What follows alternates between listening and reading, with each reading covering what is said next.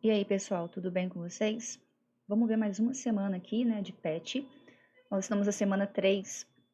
Ainda estamos falando de alguns conteúdos sobre a relação entre sociedade e natureza, tá?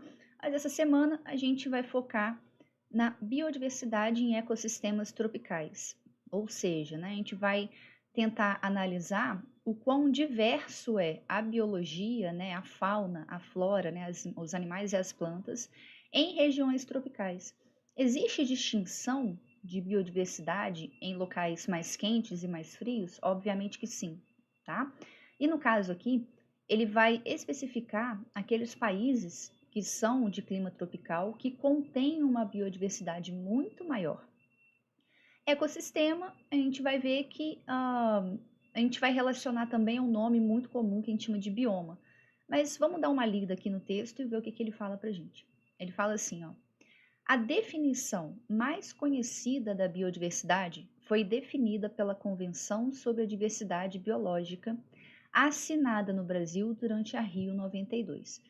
É um nome também importante da gente analisar, porque durante todo o século XX, principalmente após a data de 1972, nós vamos ter convenções ambientais. Percebeu-se, né, que com a Revolução Industrial, né, e o progresso desenfreado, né, para a produção e para a comercialização, a venda, a gente estava prejudicando o nosso meio ambiente. Começou-se a pensar nisso aí lá no início do século XX, e a partir daí criou-se essas convenções entre países para aparar linhas soltas ali. O que poderia ser feito para diminuir esse impacto ambiental em que o ser humano estava criando desde o início da Revolução Industrial, lá no século XVIII, XIX. O Rio 92 foi uma dessas convenções, né?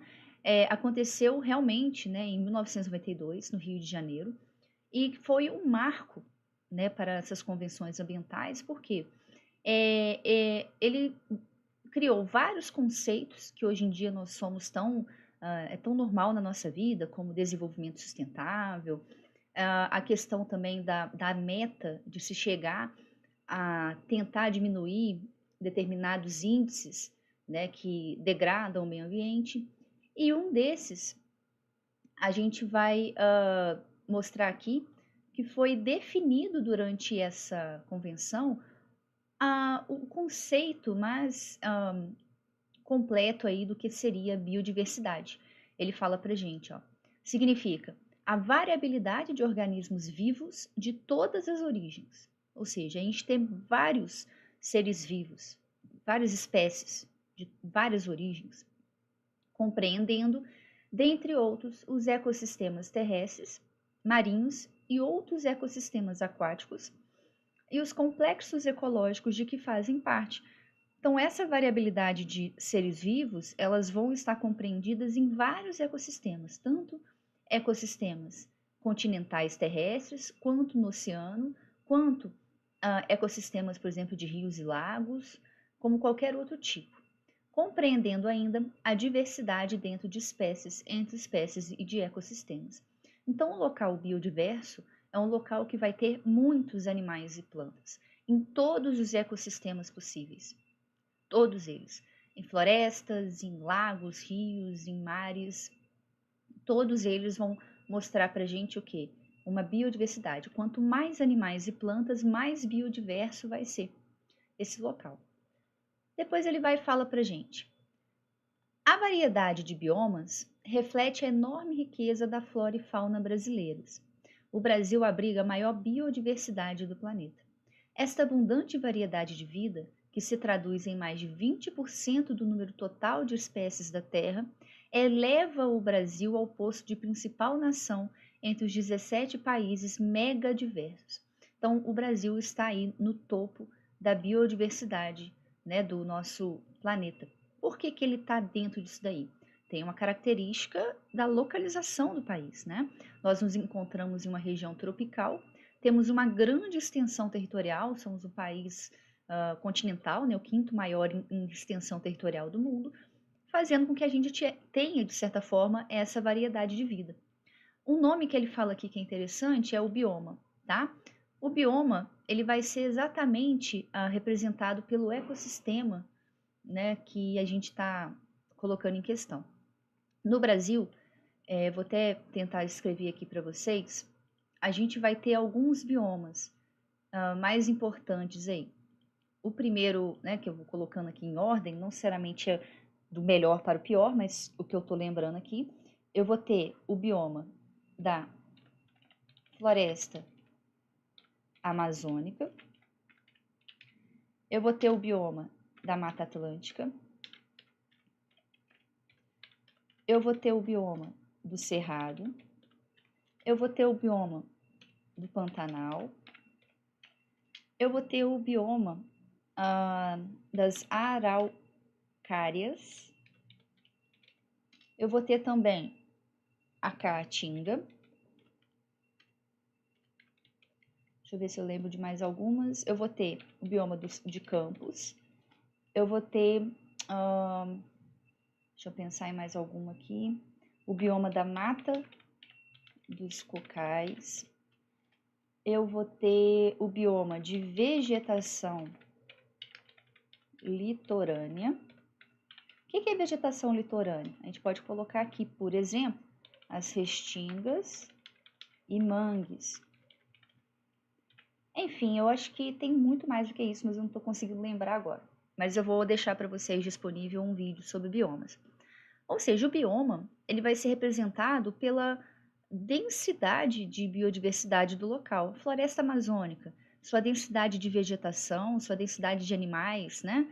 A Mata Atlântica, o Cerrado, o Pantanal, todos esses nomes aqui são nomes que vão representar uma vegetação né, uma vegetação específica e cada uma delas com seus animais específicos, tá?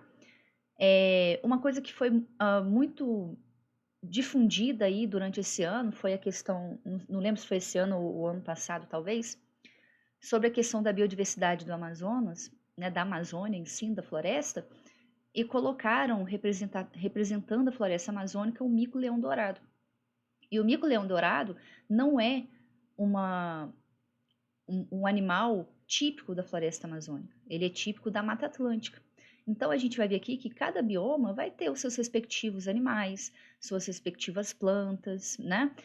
Alguns animais vão aparecer em vários biomas ao mesmo tempo, como a onça, por exemplo, que é muito comum a gente achar na Mata Atlântica, no Cerrado, mas nem todos vão estar juntos, né? Então a gente tem que ter esse cuidado, tá? Então, esses aqui são alguns exemplos, e isso mostra pra gente como que o Brasil ele é biodiverso. A gente vai ter vários tipos de plantas, vários tipos de animais, mostrando pra gente aí que 20% do número total de espécies da Terra estão no Brasil. 20%. Algumas espécies de plantas e animais ainda não são conhecidas.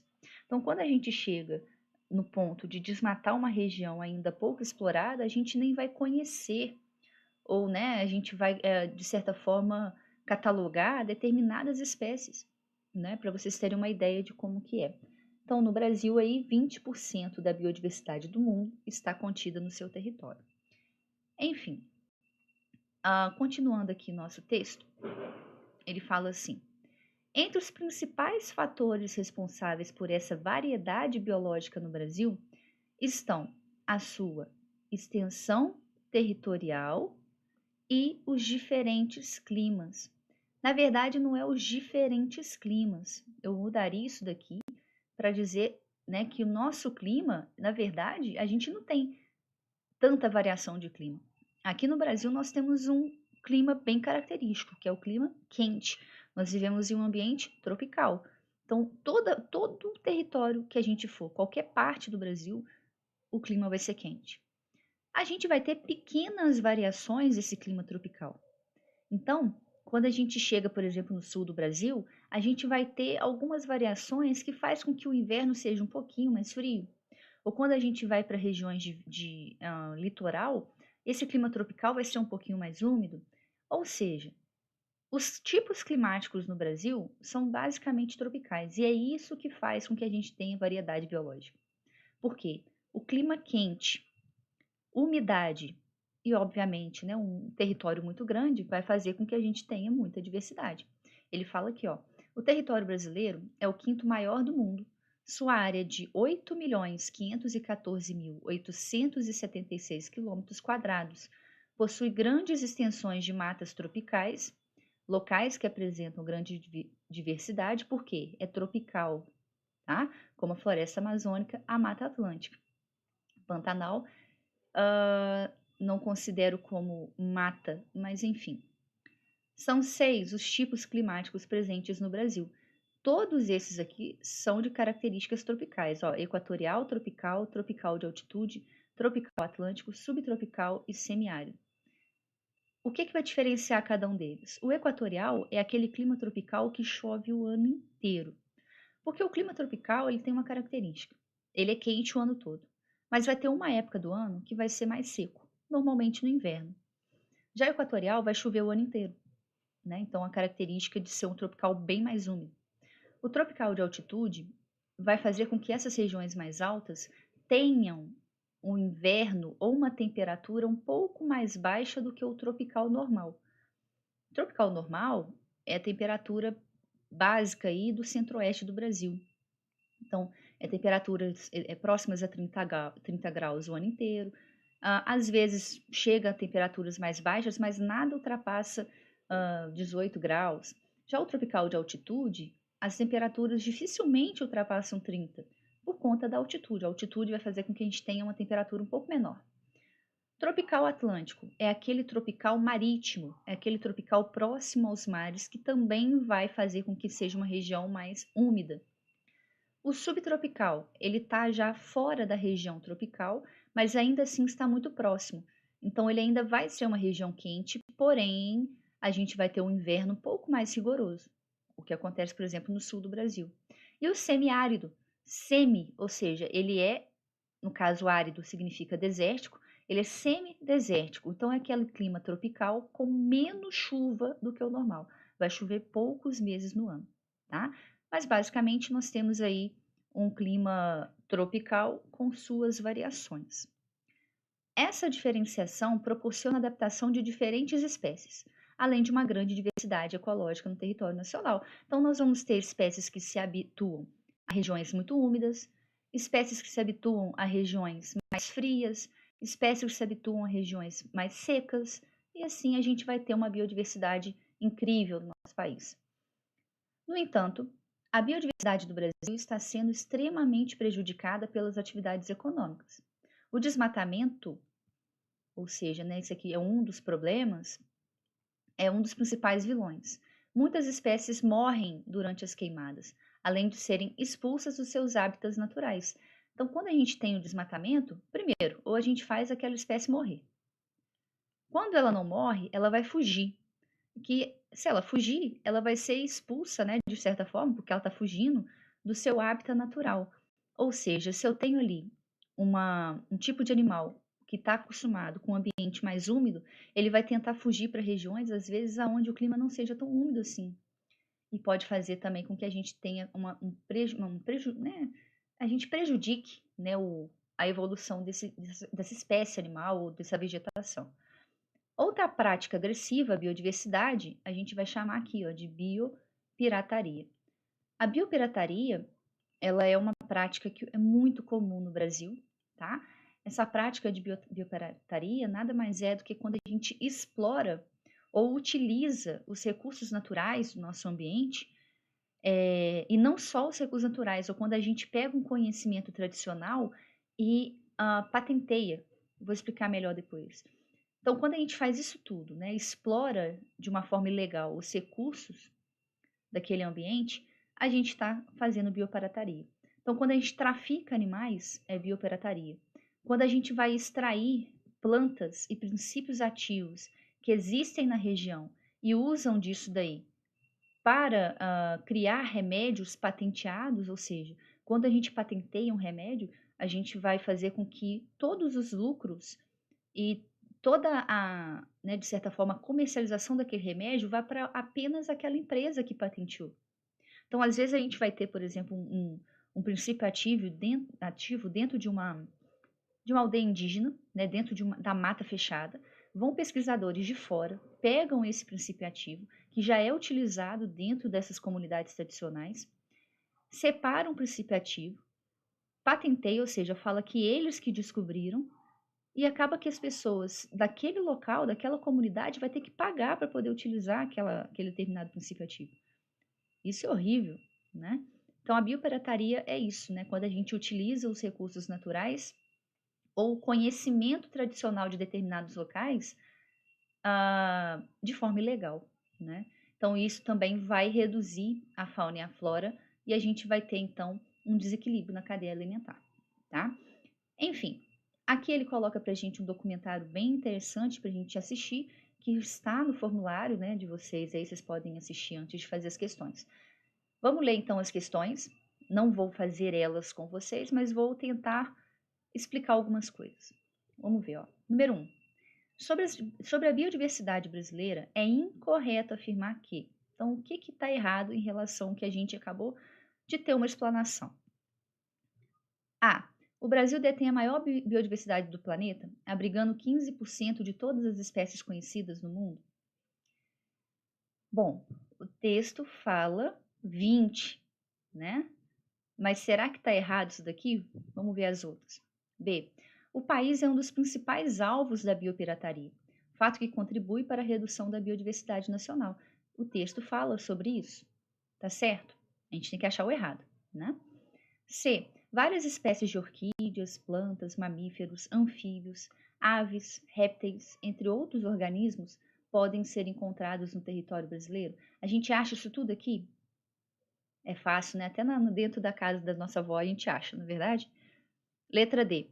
A atividade econômica no Brasil não reduz a biodiversidade, visto que ela ocorre de forma sustentável, ou seja, não agride o meio ambiente. As atividades econômicas exercidas dentro do nosso território, elas não agridem o meio ambiente. Então, a agricultura, o agronegócio, né, a industrialização, elas não vão agredir o meio ambiente? Vocês têm certeza disso? No caso aqui, o texto fala 20%, mas eu acredito que entre, por exemplo, a A e a D, a A esteja mais certa do que a D.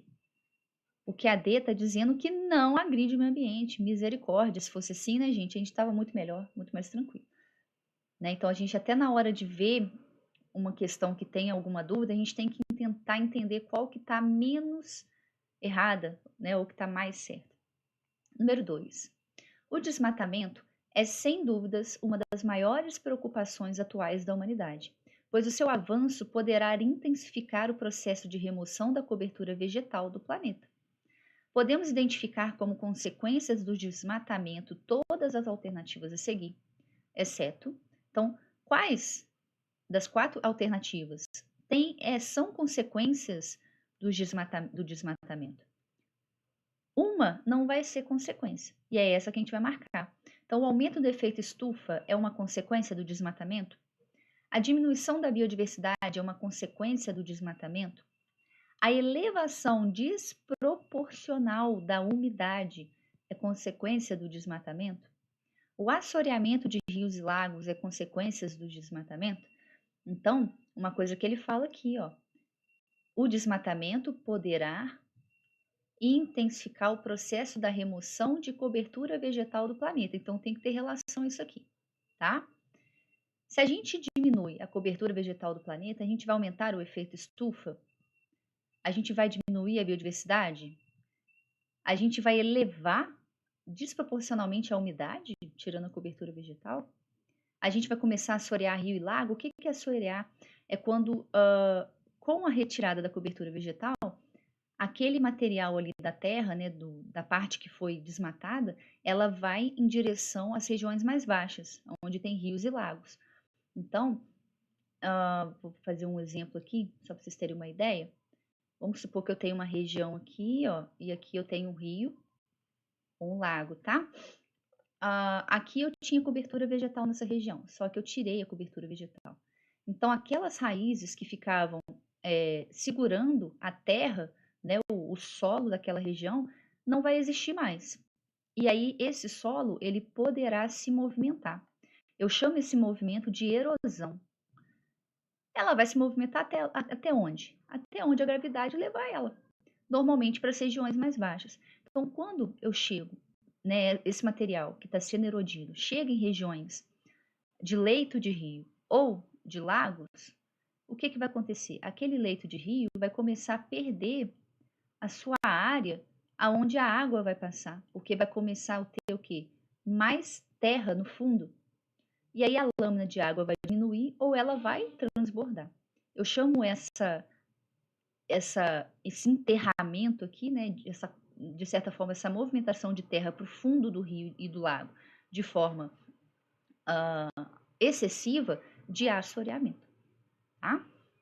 Beleza, vamos para a próxima questão. Ela fala assim: quais são as consequências da extinção de uma espécie sob o ponto de vista da biodiversidade? Poxa vida, aí é biologia, né? Vamos pensar na biologia ajudando nós aí.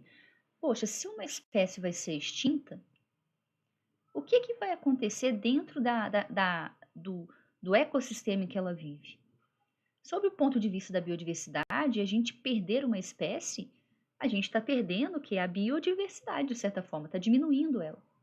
E uma espécie, ela por mais que seja uma espécie que a gente não tenha uma conexão tão grande, ela faz falta dentro do processo de cadeia alimentar e dentro do processo ali de presa e predador. Então, quando a gente retira uma espécie determinada de determinado local, a gente extingue, a sua presa começa a se proliferar de uma forma exagerada e o seu predador começa também a extinguir, porque ele não tem aquele animal que fazia parte da cadeia alimentar. É algo extremamente danoso para o meio ambiente a extinção de algumas espécies. Tá? Pode parecer uma espécie muito bobinha, né? Pode ser uma espécie que parece que não faz falta, mas faz muita falta, todas elas.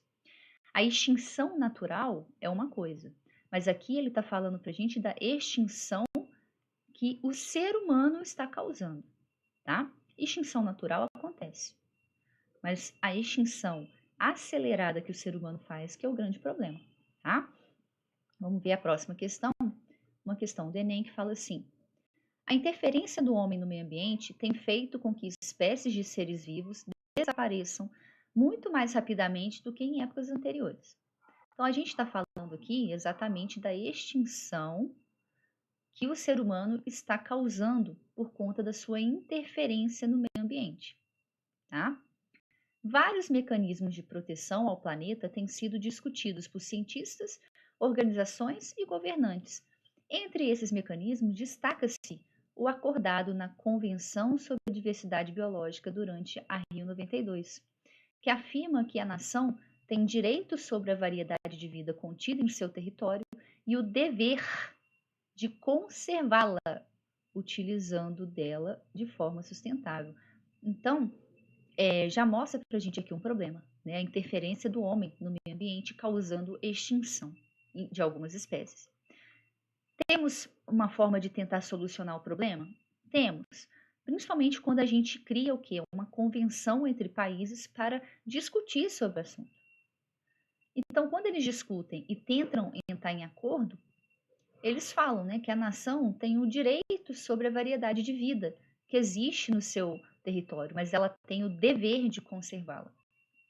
Então, é dever do governo e do Estado conservar a biodiversidade que aqui existe.